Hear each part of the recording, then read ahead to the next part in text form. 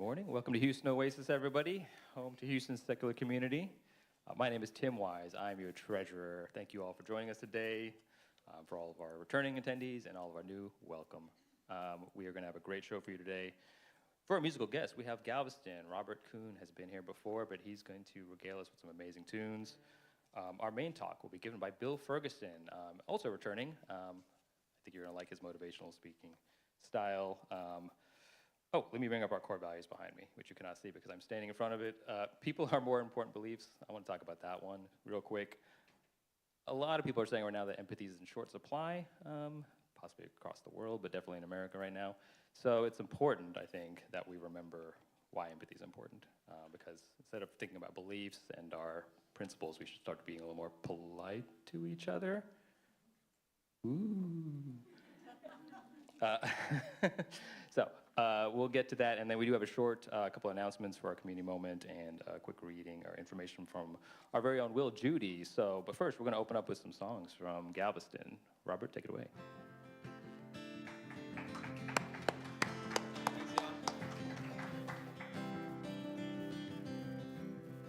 There's a song called, Origami. It's off a new record we're in the process of releasing called Ocean Cabaret. I have a few pre-release copies back there. And just got some CDs made, and one of my friends here said, hey, I remember a long time ago I got the Everybody Knows record from you. I was like, oh yeah. He's like, yeah, I love it. It's a classic. And it's hard to believe that was 12 years ago, but that was the first time I came and played here. It was a different location, kind of on the southwest side of town. But 12 years, a dozen songs about manifestation techniques that a famous intuit, Marie Manucheri, taught my wife, and she passed it on to me because it was relevant for me at the time.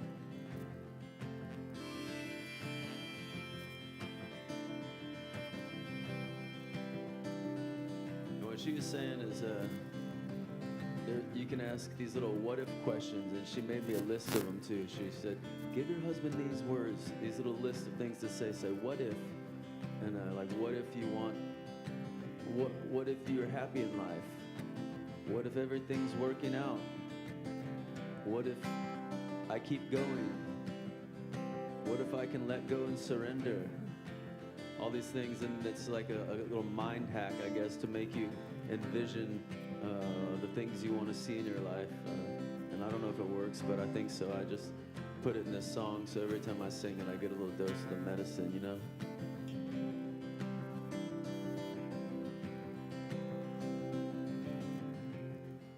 Early in the morning, I take my prisoner down to the waterside. I always said thank you. And then I go under, and they look at me like I am the madman. What if there was a place that we could go to?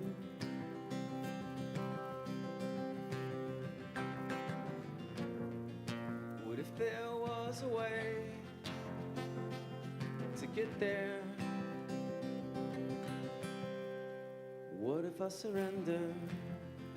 Cranes of origami are hanging in the window.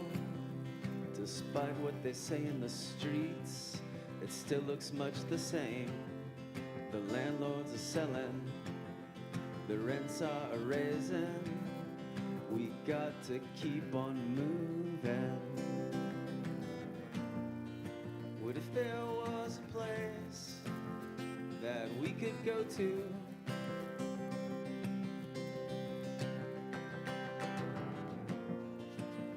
There was a way to get there. What if I surrender?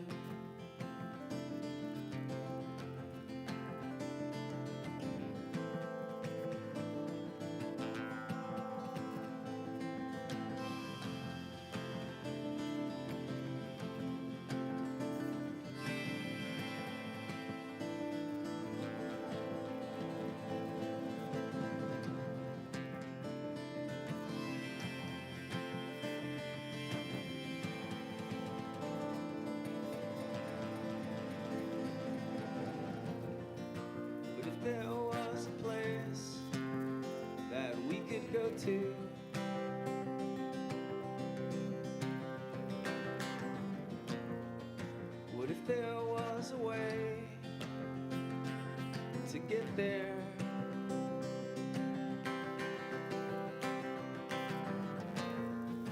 What if there was a place that we could go to?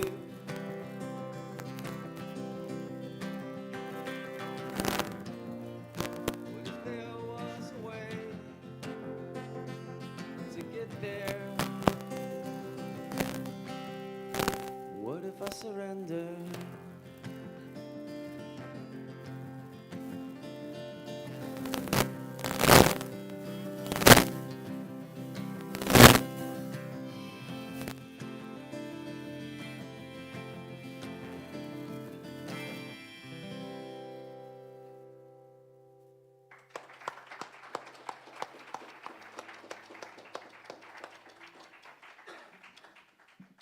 Always such a nice place to come play music. Thanks a lot for everybody. Such great supporting people and good listeners. Sometimes I'm playing these loud places where everybody's just doing their own thing and stuff. But it's a treat, especially on Sunday mornings. So it feels good to be up out in the daylight. This song is called Let Go, and I wrote it a couple years ago. But y'all know about all this like Chinese New Year that just happened this week? I guess, February 17th, the Year of the Horse, I guess, is coming in. So, like I said, 12 years ago was also the Year of the Horse. And it's hard to believe 12 years have passed, like I was saying.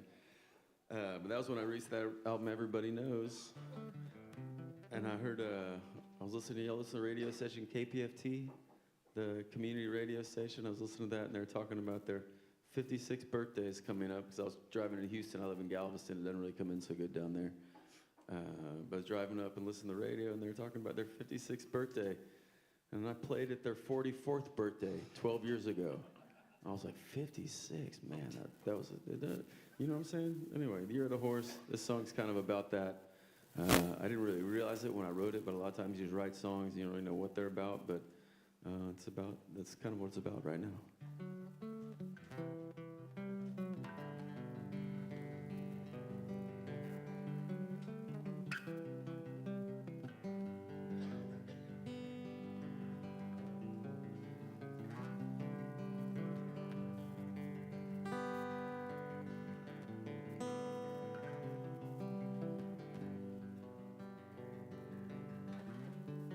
All the light inside us,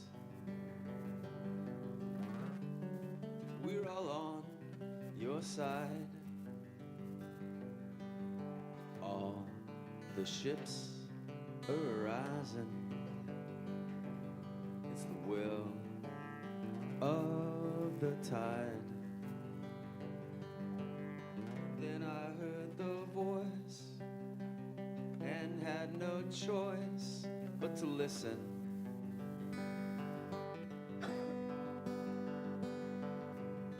It spoke of the past and said at last, let go. Almost done. Let go, hold on. No storm can last forever. No sky is always blue. But there is a song that lasts forever. I'm learning to play it too. Now I understand. All we had planned is just a memory.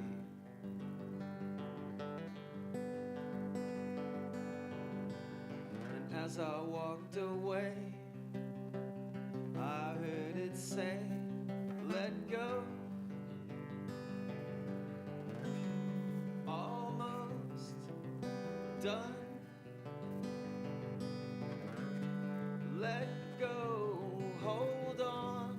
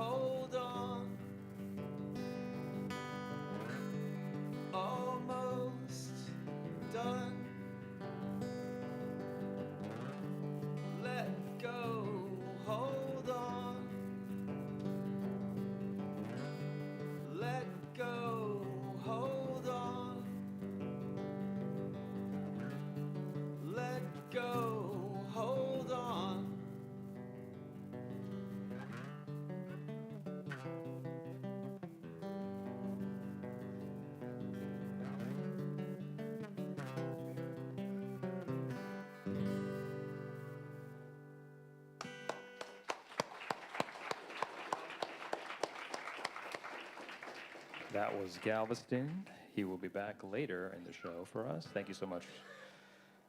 We will be doing a community moment, a real short community moment, but Will Judy, our very own Will Judy, will be sharing some information for Black History Month, and when we have an announcement from the board, but Will wants to come up right now.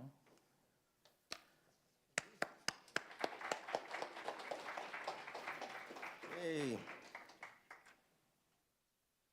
All right, so this community moment is 10 minutes or less.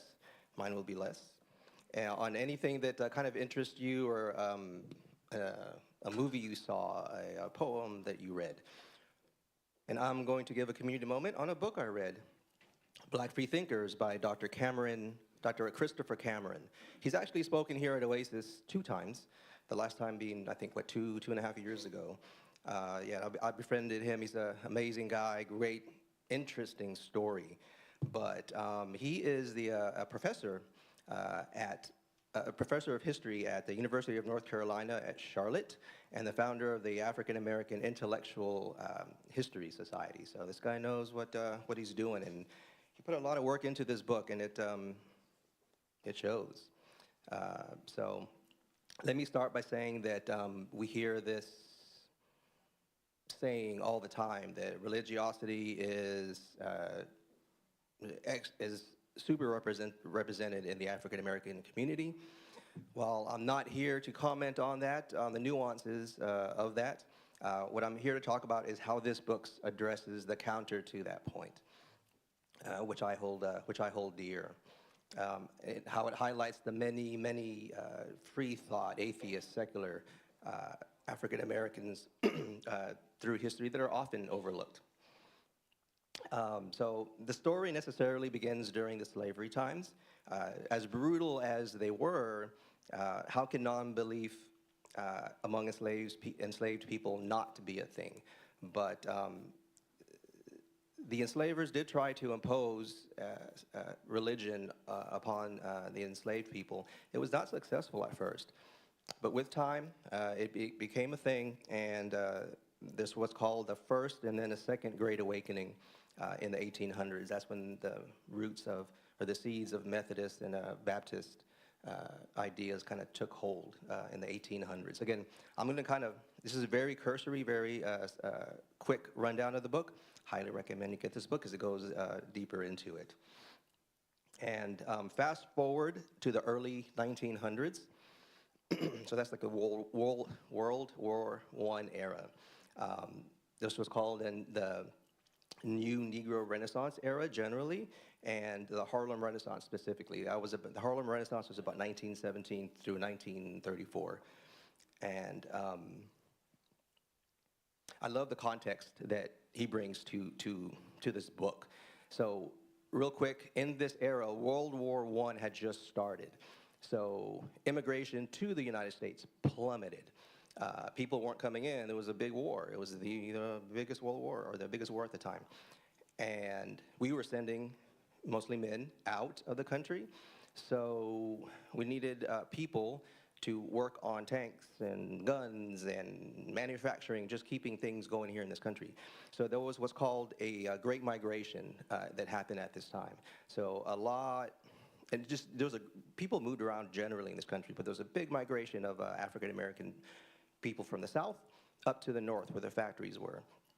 It was a ton of change, a ton of cultural swirling and change, and this was kind of the stew in which the Harlem Renaissance was born. And Dr. Cameron goes into the secular people, the free thinkers, the atheists that were really influential during this time. And I'm gonna just do a couple of quick quotes that I kind of teased out that I really liked. This first one is from Zora Neale Hurston, and she says, quote, "People need religion because the great masses fear life and its consequences." She was a writer. This is what she wrote. "Its responsibilities weigh heavy. Feeling a weakness in the face of great forces, men seek an alliance with an omnipotence to bolster up their feelings of weakness, even though the omnipotence they rely upon is a creature of their own minds. It gives them a feeling of security." So this is written in the 1920s. Sounds super familiar. Another quote that kind of teased out that I really liked was by Langston Hughes, another poet, an artist in this time, the 1920s. He wrote, or I was quoted as saying, "If Jesus cannot protect black people, then black people must take action to protect themselves." Again, very humanistic.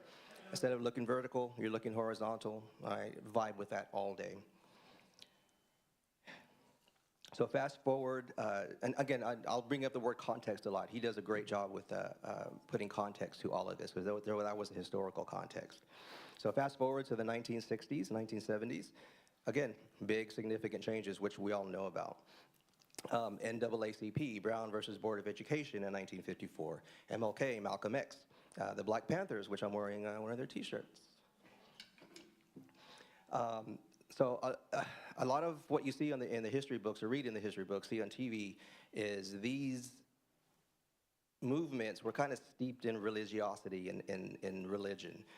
But Dr. Cameron makes it a point to educate all of us that black free thinkers, atheists, secularists were vital to that movement. Again, whether it be the Black Panthers, the council that the big leaders like MLK got, black free thinkers were a big part of that, and Dr. Cameron goes into it in this book, which I highly recommend buying. So again, I'm impressed with the story that Dr. Cameron tells through a historical timeline. The context again, how resistance looked and how resistance was from slavery to the World War I era to modern times. It necessarily had to change in the context of what the times, what you could do at the time. So it was super secret during slavery times. In the World War I era, a lot of artists made kind of jabs and subtle things in art and poetry to modern times where I get to say F you. And I'm highly grateful to all the work that people before me have put into the I can say F you out in public and loud. And he also makes it a point to include feminism, politics, and philosophy as issues that were important to black non-believers and how it intertwined with the religious history of this country. He also makes it a point to include the names of all the people that we should be familiar with. A lot of names in this book. So James Baldwin, Frederick Douglass, W.E.B. Du Bois, and yes, that's the way you pronounce it. I mispronounced it for many years. There's some obvious ones, but he also kind of lets you know what other important people that did some really important work. Stokely Carmichael, Zora Neale Hurston, Langston Hughes, Alice Walker, Nella Larson, Alan Locke, Richard Wright are among that list, but I guess way more inclusive in this book. So one of the things I love about Oasis is that you don't feel alone. We come here and it's a welcoming community. You know you're not alone. So this book does exactly that. So that's the end of my talk, and go out and get this book. I highly recommend it.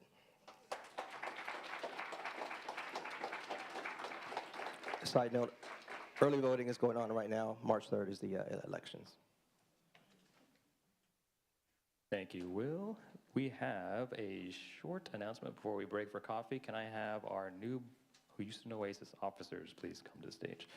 We just voted on these people, fine folks, who would be officers, so I wanted to introduce them to everyone. Like I said, I'm the, oh, no, please don't clap. We do not deserve that.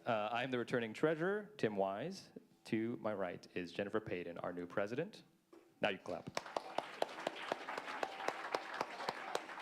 Jennifer has rightly earned that spot. Next to her is Jacob Atchison. He will be our vice president. And new board member Kelly Rhodes will be secretary. And now you see him then. Okay, go sit down, guys. Yeah, it's good to know who your leadership is. Seen and not heard. Yeah, seen and not heard, really. Okay, so normally right after community moments, we will break real quick for a refill your cups of coffee, hit the restrooms, and then we'll start our main talk. Be back here by 11 o'clock, 9 minutes, guys. All right, thank you so much.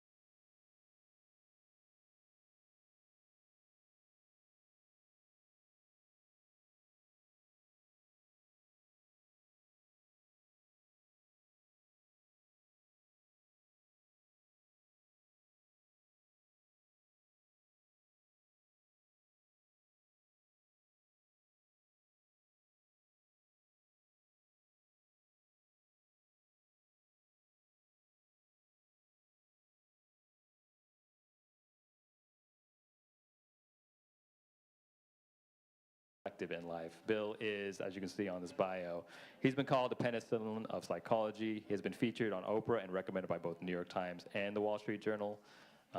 Bill, come on up. Regale us with your life lesson nuggets. Great. Hello, everybody. Can you hear me okay? Okay, good. I came here like about a year and a half or so ago and talked and just really enjoyed the people. And one of the things that's just so special is how the quest is on, what is it to be human? How does it all work? How do we have our lives be great? Rather than the dogma and all that. It's like it's looking. And I've been doing this work for 45 years or so. And one of the things that I've discovered is that the essence of who we are is love. That underneath all the junk, who we are is pure love. And in that state of love, you're happy, you're alive, you're free. The circumstances of life have no power over you. You're creative, you're resourceful, and life works incredibly. And that's the natural state, and ultimately that's what we seek. But we're born into a culture that destroys it. We live in a culture, and I'm not talking about a U.S. culture, a planetary culture, that teaches us an illusion.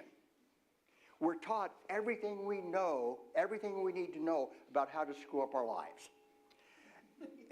And basically what we're taught is that happiness comes from outside of us. Upsets come from outside of us. So we have to go through life trying to force the circumstances of life to be a certain way so that we'll be happy and not be upset. But what we don't realize is it does the opposite. It creates more upset and it destroys our happiness. Now there's one thing that we do that creates more suffering, ultimately all of our suffering, but there's one thing that we do that creates more suffering than everything else put together. We fight the truth. See, at any moment, what's so is always what's so. What happened is what happened. What is, period. We make up all the rest. And it's what we make up creates our lives. We fight the truth. When we fight the truth, we create a state of fear and upset. We become full of emotion. We lose our ability to see clearly, and we're forced to act in a way that's destructive. When you can be free of the upset, when you can have inner peace, you become very, very effective. I want to give you an example. My wife and I used to have a black and white cat. And that cat wouldn't bark. All it would do would meow. And I could yell at the cat, and scream at the cat, beg the cat, plead with the cat. It didn't make any difference because no matter what I did, the cat wouldn't bark. Okay, that's the truth. Okay, if I can be at peace with the truth, and if I want to hear barking, what do I need to do? Get a dog. Go get a dog. When you're at peace with the truth, you can see what you need to do based on facts instead of emotion. But when I'm fighting the truth, I'm not going to be looking at what do I need to do. All my focus is going to be on that doggone cat. And then what's going to happen is real soon, the cat's still not going to bark, but now it's starting to bite. But you see, that's life. You look at any area of your life that works great, that's an area where you can flow with whatever happens. You don't get hooked. You're very, very effective. You look at any area of your life that doesn't work. That's an area where you have a cat that's not barking. Any relationship that isn't working, any area of life that isn't working, what's happening is that we're fighting the truth. And when we fight the truth, we make everything worse very, very quickly. So, interesting question. Why do we fight the truth? We fight the truth because the truth hurts. The truth strikes a nerve. Now, on the surface, we resist certain circumstances. We fight the truth. But at a deeper level, we don't fight the truth. We fight all the emotion that gets triggered by the truth. So think of a time when you've been upset. Okay, something happened, didn't it? Yes? Yeah, that's a fact. Something happened. Now, notice how totally irrelevant your feelings were about it. Because no matter how much you hated what happened, it still happened. Now, separate the circumstances from the emotion. And notice they're not connected. As soon as you separate the circumstance from the emotion, the circumstances lose power. Then the next step is to get that emotion out of you. Heal that emotion. And one of the things that I've learned is that we have the ability to restore our peace fast, no matter what our circumstances are. Because our circumstances have nothing to do with whether we're at peace or not. It's all about the emotion, and it's possible to get rid of that emotion fast. And I'm going to show you how to do it. But I want to show you something first. Put yourself in an upset. Think of a time when you've been upset and put yourself in the upset. Okay. Are you there? Okay, now notice when you're in the upset, notice you're going to have certain body sensations. Like a tightness in your chest, your shoulders, your gut. Notice how many of y'all see the body sensations? Okay, good. So put yourself in the upset. Notice the body sensations. Let the body sensations be there. Relax into the body sensations. And notice what happens.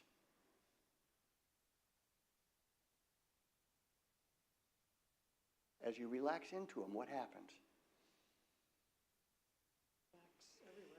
Yeah, notice that as you relax into the body sensations, they lose their power and disappear. And when the body sensations disappear, what happens to the upset?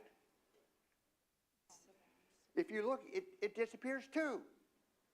Because what we avoid is not the circumstance. What we avoid is all the emotion. You know, we avoid the body sensations and we avoid the emotion. So I want to talk about releasing the emotion, because the ability to release the emotion is probably one of the most important skills you can ever learn. And the body wants to get rid of it. See, the body is designed to purge itself of impurities. You get a splinter in your finger and you can't find the splinter, it'll work its way to the surface. You got gas, you'll burn. You know, the body is designed to get rid of stuff. And the body wants to get rid of this emotion, this suppressed emotion, because it is so destructive, it is so toxic. There is a direct link between suppressed hurt and very, very serious physical problems. When you got that suppressed hurt, you're going to be tense, you're going to be upset, and when you're in a state of upset, the body secretes something that actually has the cells self-destruct. And when you're happy, alive, and free, the body secretes something different that has the cells rebuild. So the body just naturally wants to get rid of this junk. And the best way to see how the body does that is to look at little kids. When little kids get hurt, what do? They cry, and they cry, and they cry, and they cry. And when they get through crying, what happens to the hurt? It's gone. There was this one little girl had a fight with her brother, and she got upset. And she said, I can't play right now. I got about 5 minutes of crying to do. And she left. She went into her bedroom. And then about 5 minutes later, she came out and said, okay, I'm ready. But you know, we're created with that ability. But there's something that little kids do that we lose. Little kids feel their hurt willingly. They're totally willing to feel their hurt, and they could care less what anybody thinks about it. They're totally willing to feel the hurt, and in the feeling of the hurt willingly, like a child, it comes, it runs its course, and it goes. But then along comes our culture. You want to cry about something? I'll give you something to cry about. We're learned to suppress it. Remember, years ago I was doing a talk, and I was talking about this, and my son was in the back of the room. And I made the comments, how many people have ever heard that? You want to cry about something? I'll give you something to cry about. And my son was in the back of the room going. But see, that's what we're taught.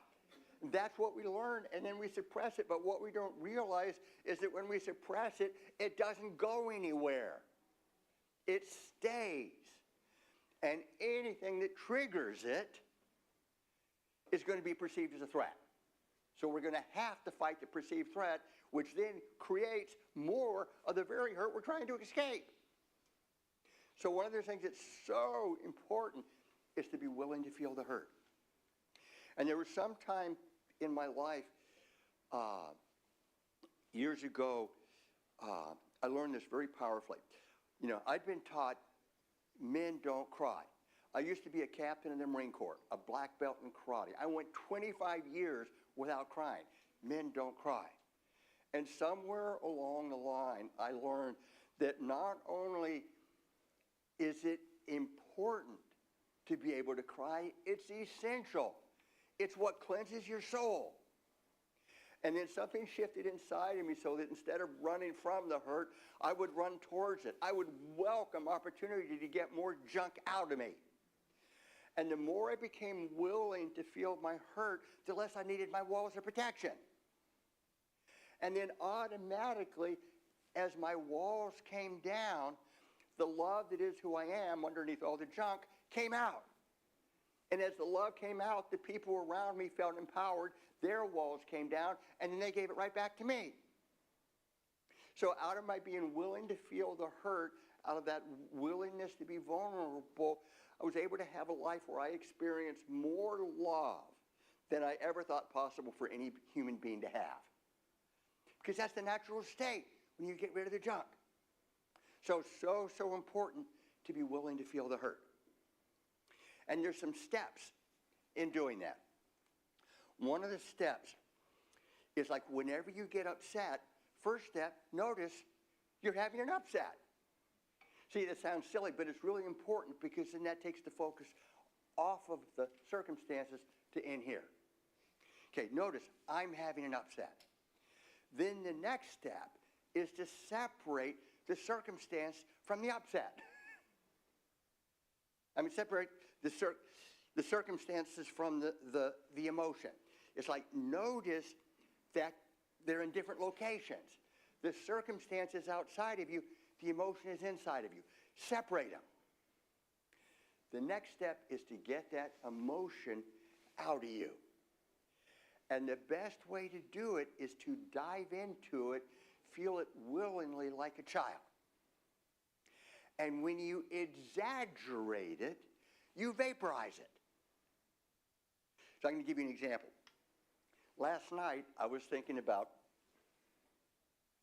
the talk today, and I was very nervous. And then I noticed, I'm very nervous. I noticed that I had all this emotion, and I wanted to get rid of it. So what I did was I dove into it and exaggerated it.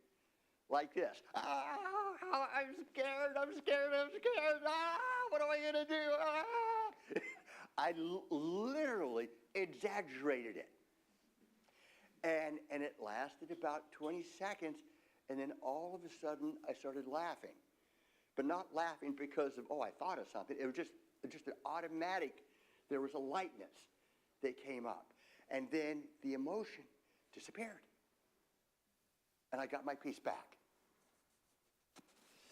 There was another time that I was feeling really frustrated. And I noticed, I'm feeling frustrated. I got into it and exaggerated. Disappeared. So the thing that I found is that literally no matter what the circumstances are, we have the ability to restore our peace fast. But the key is to take the focus off of the circumstances, put the focus on the emotion, and get the emotion out of you. Now, there's different types of emotion. You got the body sensations, you got just the emotion of hurt, anger, or whatever. Oh, and by the way, always, always, always what's under anger is hurt. Anger is pure hurt. There's also something else that creates tremendous suffering, and that is the suppressed childhood hurt that runs our lives. I call it a core issue. What happens? We're born happy, alive, and free. Just look at little kids. But we're born into this world that kills it. So in the process of growing up, every single one of us gets hurt, and we get hurt a lot. And as a little child, we can't help but believe it. We can't help but internalize it. And then what we do is that we decide what the problem is. Clearly, I'm the problem. I'm not good enough. I'm not worth loving. I'm worthless. I'm a failure. I'm this. I'm that. And it is never the truth. In fact, it would be physically impossible for that to be the truth because that's just a judgment. It's not a thing. But it becomes our truth, and then we spend the whole rest of our lives running from it. And anything that comes along and hints that we really are that way is going to be perceived as a major threat to our survival. Years ago, I was in a department store, and there was this mother and daughter shopping. The little girl was about 4 years old, and she spilled her drink, which is exactly what little 4-year-olds do. And the mother got real upset at her, screaming at her, saying, "What's the matter with you? Why are you so stupid?" Well, how many times is this precious little girl going to hear that before she believes it? Probably just once. And what happens if the little girl hears it over and over and over and over again? You see where she can't help but believe it? I'm like, and obviously I spilled my drink, and last week I got my shoes muddy, and the week before that something else happened. So clearly I'm stupid, and my mom knows everything. Obviously I'm stupid. And the little girl could be a certified genius. I have worked with members of Mensa. I've worked with people who are literally certified geniuses that have major issues with being stupid. By the way, you ever know anybody that has to be right? People that have to be right are people that have issues with stupid. Whatever the destructive behavior is, it can always be traced to this hurt. And in the automatic avoidance of the hurt, we create more of it. My big issue was failure. Spent my life running from failure, doing everything I can to prove what a success I was. And then there was a point when I purchased a whole bunch of real estate, highly leveraged. And then the market collapsed. And I lost everything. I lost all my investments, I lost my office, and I lost my home. I lost everything. It was one of the most painful times of my life, but it was also one of the most wonderful, because it put my issue right in my face. Because I would never deal with failure. I would never look at it. I would never focus it. Because my life was spent running from it. But this time it was so much in my face, I couldn't escape it. And then there was this moment where I stopped fighting it and I just surrendered to it. I hate it, but I can't deny it. There it is. I'm a failure. There it is. I can't deny it. The evidence is overwhelming. And I allowed myself to feel the hurt of it. And I didn't realize it at the time, but the moment I did that, my fear of failure lost its power. And then as failure disappeared, so did success. Because success and failure are two sides of the same coin. If you have up the ladder, you got to have down the ladder. If you've got good enough, you got to have not good enough. So the whole coin disappeared. So now if somebody uses the word success or failure, they're nonsense words to me. They don't make any difference because the coin is gone. Success, failure, tell me more. What do you mean? You know, it's just, so the thing that I discovered is that, like, success and failure, they don't exist in reality. You can search the whole world over for a good enough, but you'll never find one. And if you did find it good enough, what color would it be and how much would it weigh? Because these things don't exist. They don't exist as things. They only exist as thoughts. They do not exist in reality. They only exist in our mind. But in our mind, all of it's there. In our mind, you're worthy, you're worthless. You're smart, you're stupid. You're brave, you're coward. You're success, you're failure. You're everything. And then as you can own these aspects of you, you become whole and complete. You cannot be threatened. You cannot be hurt. So what I invite you to do is to use your upsets for your healing and growth. And ultimately, that's why they're brought to us. They're brought to us for our healing and our growth. So anytime you get upset, notice you're having an upset. Separate the circumstance from the emotion. Dive into the emotion. Feel the hurt of it. Exaggerate it. And then one thing that's valuable to do is to ask yourself, according to the circumstances, what does that say about me? If somebody rejects me and that's painful, that might say I'm not worth loving. You know, but look to see what do those circumstances say about me and let it in. Allow yourself to feel it.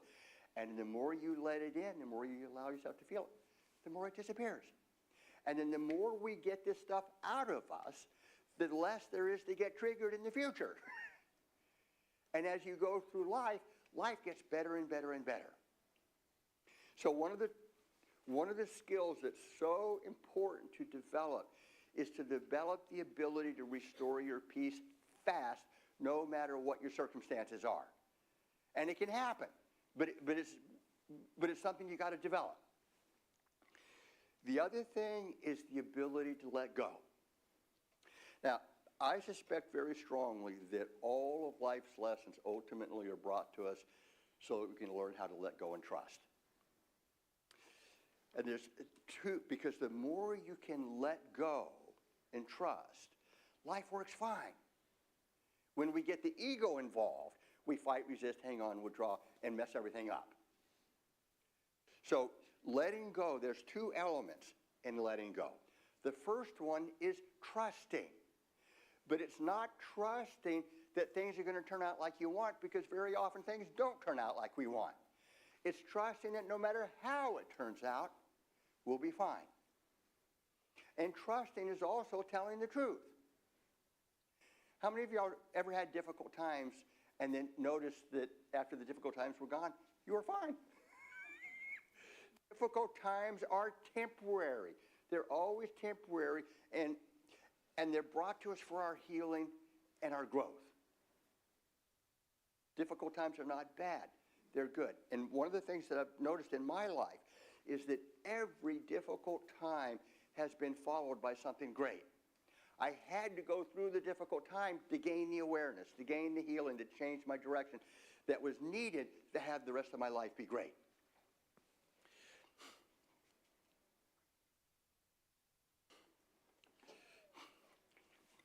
I got distracted and lost where I was, sorry. And often in the workshops, you know, I would ask people, how many of y'all have noticed that good has come from all your difficult times? And then people say yes. You know, when I lost everything, that was incredibly painful, but I wouldn't have the life today had I not had for that. So it's trusting that you will be okay no matter what happens, and that's the truth. The other thing is to be willing to feel the hurt. Now, I want to talk a little bit about fear. Fear is like an upset. An upset is a state of mind created by fighting or resisting a past or present event.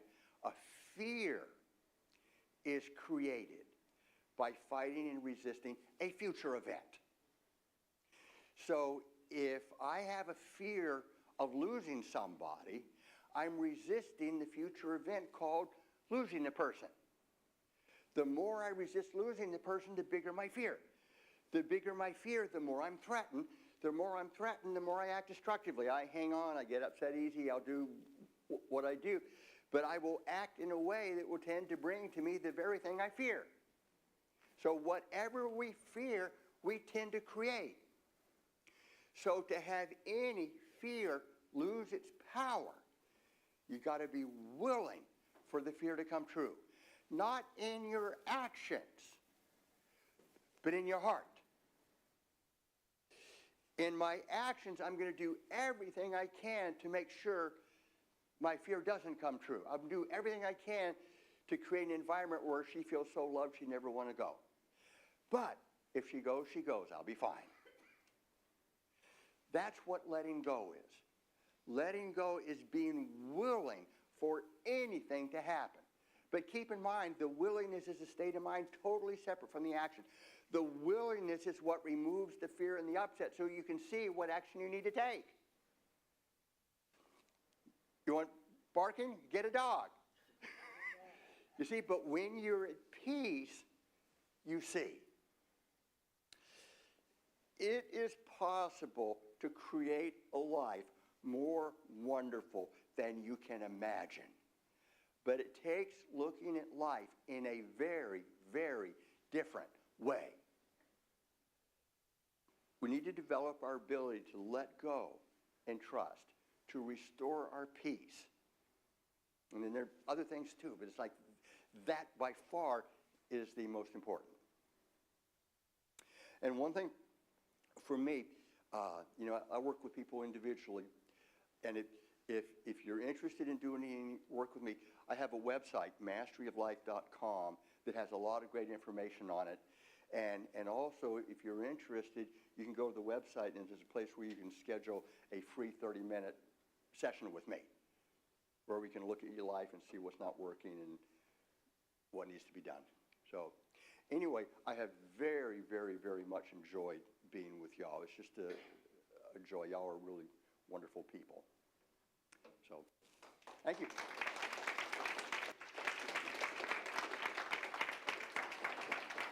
Thank you, Bill. We are going to be opening up to Q&A for Bill. Please raise your hand, and we'll bring the mic to you. Keep it short and relevant. Answer a question if you can. Any questions from anybody? I kind of have one, but I'll wait. No, we got one over here.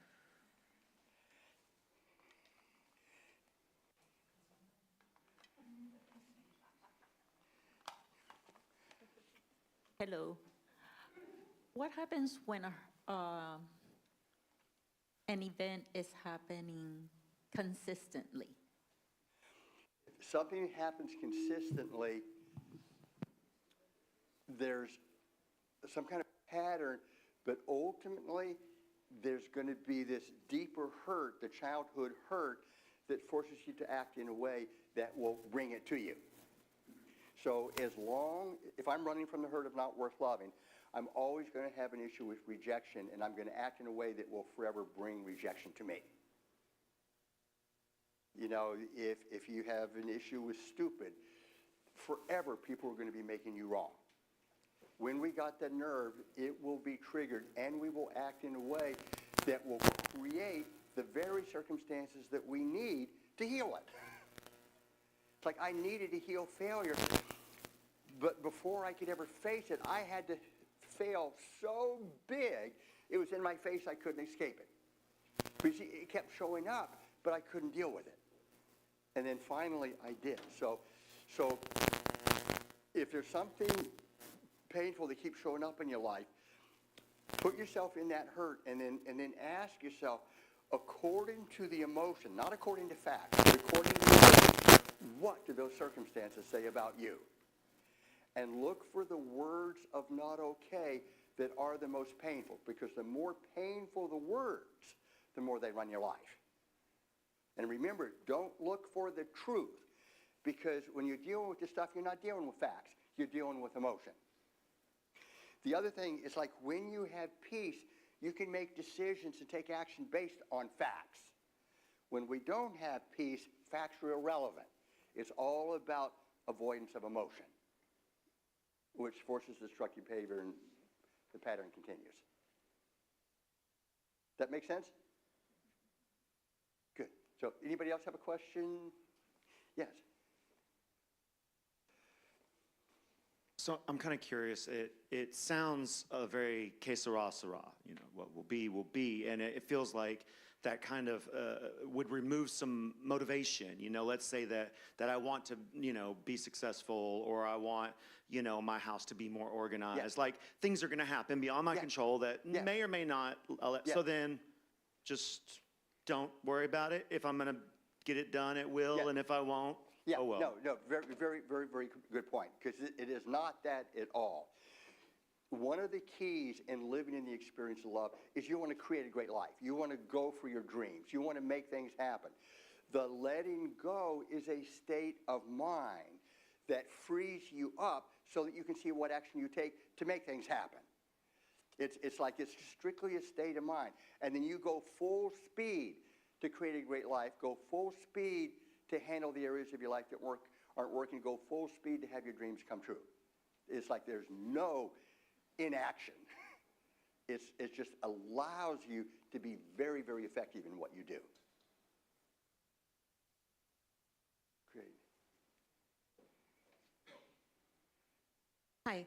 Hi. I was curious when you mentioned something about repressed emotion causing issues in our body. Have you heard of a book called Healing Back Pain by Dr. John Sarno? I have not. It's a really interesting book that is along that idea of the mind-body connection. And I have to say, since I read it probably 15 years ago, I haven't had the debilitating back pain that I used to have. Interesting. So I recommend that book. There's another book, Mind Over Matter. I think it was Lisa somebody that talked about that. It was very powerful. I think I've heard of it, Yeah. What's some suggestions you give to people who are chronic overplanners? Hi, I'm a chronic overplanner. Okay. Look to see, what is your fear? That I won't have anything as a backup. Well, so if things totally collapsed, particularly because you didn't touch all the bases, if things totally collapsed, in the hurt of that, what would that say about you? See, but the, yeah, and how do you feel at the notion that down deep you are a failure, a worthless failure? Now, don't look to see, is it true? Notice, if it were true, it would be incredibly painful. People will commit suicide rather than feel this emotion. It's that big of a threat. Now, it's no threat to who we are, but it's a major threat to the ego. It's death to the ego, because the core of the ego is the avoiding of this hurt. And then in that threat to the ego will force us to fight anything that triggers it. Yeah, so healing that is incredibly important, because then when you heal it, see, when the issue is there, you can operate in a state of tunnel vision. And in the tunnel vision, you may have 2 degrees of possibility. You get rid of the tunnel vision, you get 360 degrees of possibility. Makes you much more effective. So less like if you put a puzzle piece in the wrong space, you didn't fail to complete the puzzle, you just failed to put that piece in the right space. Yeah, and it would be physically impossible for you to fail. Yeah. You have consequences, but to say that you are a failure, to say that you are a success, it's a judgment. It's a judgment. The one guy bought this really nice house, and he's like, oh, I'm such a great success. And then he went for a drive and discovered that his house was the smallest house in the neighborhood. In an instant, he was a failure. Nonsense. He's just him. Period. What's really valuable is going through life allowing yourself to be human. I'm not a success. I'm not a failure. I'm just me. I'm human. And in that ability to be human, you become very, very effective. Good. Any other questions?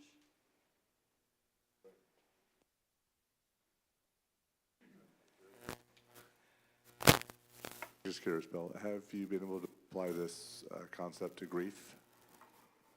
To grief? Grief. Yeah, it's the same thing. Now, something happens, like somebody dies. Okay, first thing, you just got to allow yourself to grieve. You know, to talk to somebody about healing their, inner hurt after somebody dies. No, you got to kind of grieve and go through it. But then there's a point when it comes time to do the healing. And the most important thing in the healing is to feel the hurt willingly. Take the focus off the circumstances, because as long as your focus is on the circumstances got power. Take the focus off of the circumstance, put the focus on the emotion, get that emotion out of you.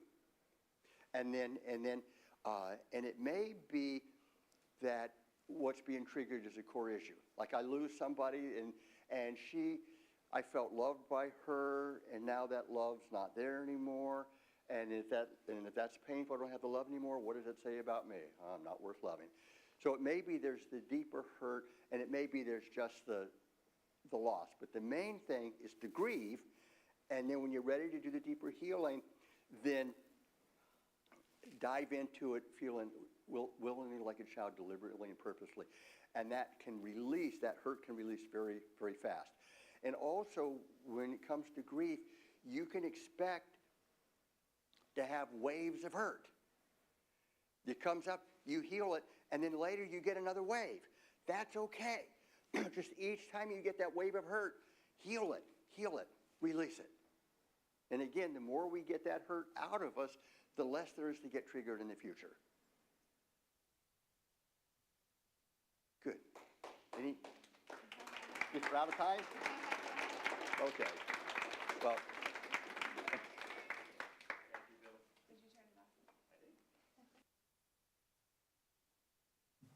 Here it comes. Thank you so much, Bill Ferguson. Amazing talk. We are going to have 2 more songs from Galveston to close this out. But first, everybody's favorite part, announcements. First off, just for everyone who is new here and doesn't know, on the back of our pamphlets in the bottom right corner is all of our social medias. There's a little QR code. You can scan that. Our meetup page has all of these events, as well as our website has all of these events. But just to point out a couple of them, February 23rd, we'll be doing Monday Afternoon Bridge at Jennifer's place, I believe. You can email her at jennifer@houstonoasis.org. It's in the afternoon. Our book club will be on Wednesday, February 25th at Cafe Express on West Gray. It'll be Sapiens. It might be too close to, well, if you're a speed reader, you can probably handle that. As Will pointed out earlier, early voting will be until February 27th, but Election Day is March 3rd. Don't forget. These values behind me, they are what we implement on an individual level, but if you want to see them at a societal level, I don't know, maybe vote. It might help. Next Sunday, March 1st, Andrea Murray from MD Anderson will be presenting colorectal cancer. It is more common than you think. Yeah, I see some of y'all smiling out there. It is more common than you think. Lunch will be at Cafe Express, I believe the same Cafe Express where the book club meets. If you have an idea, you've seen our community moments, you've seen our talks. If you have an idea for a community moment you'd like to give, or if you have an idea for a speaker, you can email speak@houstonoasis.org, and we will look into that for you, as well as your treasure. Also on the back, there's a bunch of QR codes if you would like to give digitally, as well as we have a hat in the back if you want to drop some cash or some checks or anything like that, paper goods. Oasis is funded 100% by y'all. We pay the speakers, we pay musicians, we rent the rooms, we have a kids room where kids can be watched, we pay for that every week, guys. So help us out. If you want to see this community grow and thrive, we need money. It does not run on goodwill, unfortunately. Okay, I think that's it. Lunch will be here. We're going to be doing potluck right after the music, so stick around and talk to people.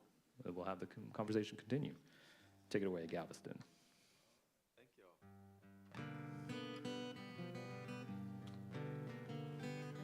I said I'm playing some songs off this new record, Ocean Cabaret, that's gonna be released April 3rd. But I've been playing this song here for a couple years, and one of my friends heard me play it, and he decided to put it on his latest record. He's a Texas country artist named Rich O'Toole, and then Two Houston hip hop legends. Since we're in Houston, the rodeo's about to go down. I figured I'd just play this song and tell y'all. Bun B recorded this song last year. Y'all know Bun B from UGK? Heck yeah. Yeah. And Paul Wall, they collaborated for the first time in a long time and recorded this song that I wrote called Roll to G-Town. And it's just about to be released on our record too. So that's a cool one.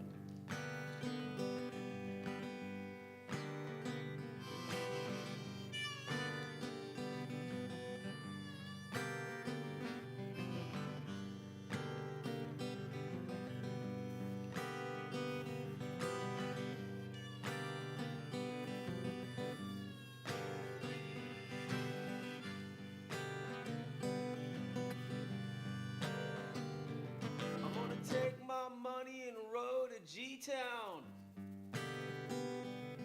where the honey is sweet and the girls are mean now, where the competition, it keeps well hidden, the apples on the tree but they're all forbidden. One more little taste and I'm gone. Well, hello, my name is Robert and I'm pleased to meet you. And I can do the robot like R2-D2. We're all the little birds down on Winnie Street. They're flying south just to catch the heat. And one more little taste, and I'm gone. High and loaded, high and loaded. Jump up on the stage and explode it. High and loaded, high and loaded. Took everything I had and she sold it. And we was born up nickel and diamond the swag. And if you need some more, come and fill up the bag.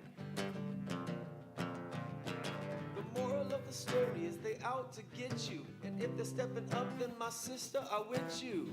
One more little taste, and I'm gone. High and loaded, high and loaded. Jump up on the stage and explode it. High and loaded, high and loaded. I took everything I had, and she sold it.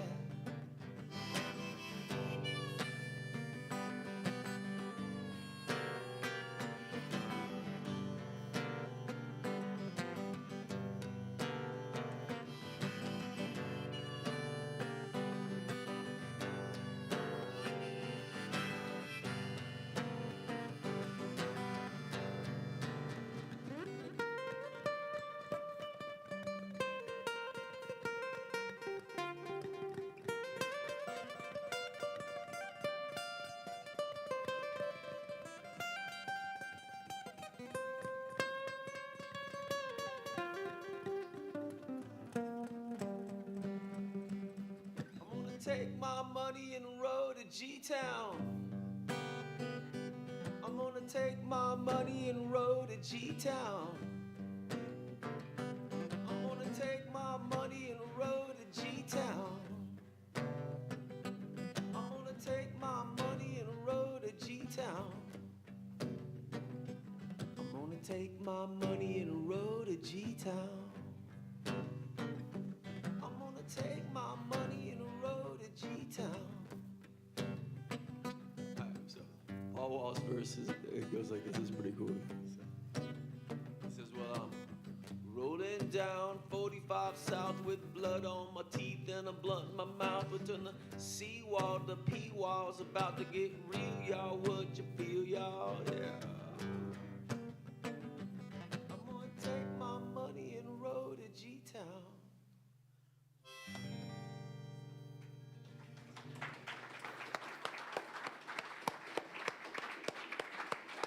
Thanks, y'all. I'm gonna get in too much trouble with that one. This is a song called The Boat Song.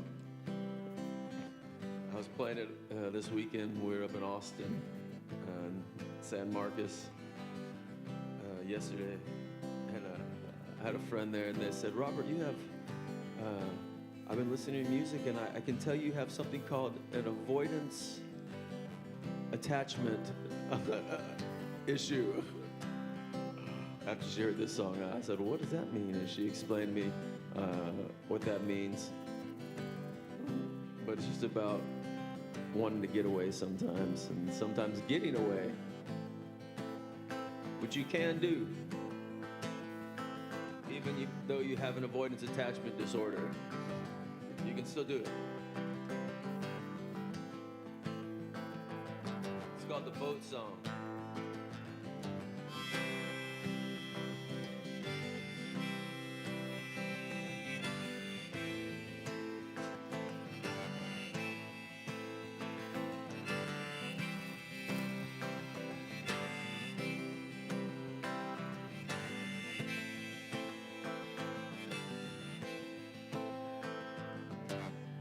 I remember when I first met you, and it was all a dream.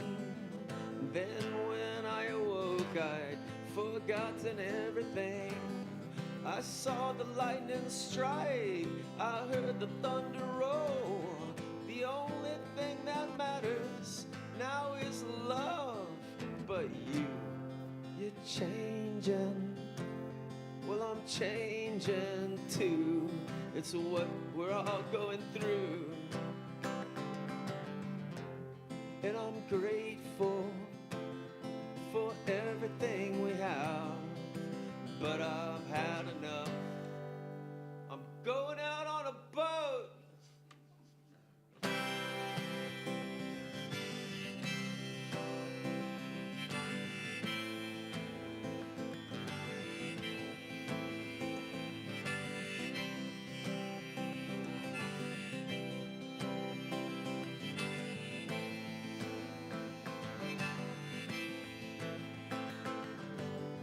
I hear the people talking, they all say they know the truth.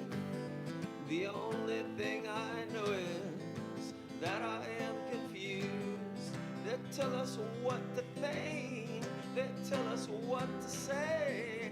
I'm feeling like somewhere on the road we've lost the way. But you're changing. Well, I'm changing too. It's what we all do. And I'm grateful for everything we have. But I've had enough. I'm going out on a boat.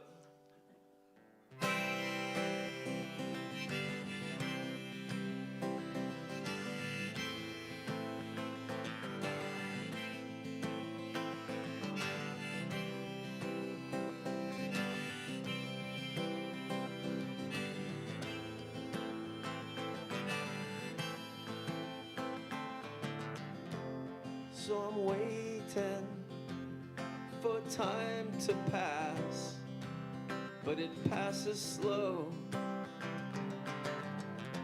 So I'm standing on the shore, but I ain't gonna wait no more. I'm going out on a boat.